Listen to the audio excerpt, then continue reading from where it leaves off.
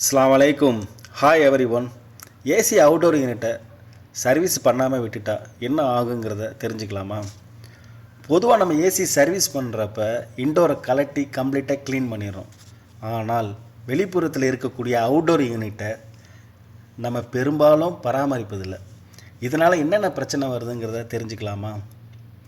Box வடிவத்தில் இருக்கக்கூடிய இந்த அவுட்டோர் யூனிட் பின்புறமாக காற்றை இழுத்து கண்டென்சர் வழியாக முன்புறமாக சூடான காற்றை வெளியேற்றும். இந்த கண்டென்சரு பின்பகுதியில் இருக்கிறனால காற்று இழுக்கும்போது கண்ணுக்கு தெரியாத தூசி ஆரம்பத்தில் கொஞ்சம் கொஞ்சமாக படிய தொடங்கும். பிறகு அதே நாளடைவில் ரொம்ப திக்னஸ் ஆகிடும் அந்த டஸ்ட்டு.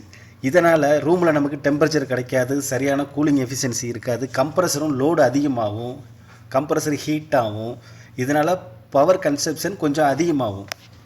அதனால் நீங்கள் இன்டோர் யூனிட்டை சர்வீஸ் பண்ணும்போது கம்பல்சரி அவுட்டோர் யூனிட்டை இந்த மாதிரி கலட்டி பம்பு வச்சு கம்ப்ளீட்டாக நீங்கள் க்ளீன் பண்ணிங்கன்னு சொன்னால் ரூமுக்குள்ளே நிரந்தர கூலிங், நிலையான கூலிங் கிடச்சிரும், டெம்பரேச்சர் மெயின்டைன் ஆகும், கரண்ட் கன்சம்ஷனும் நார்மலாக எடுத்துக்கிட்டு இருக்கும்.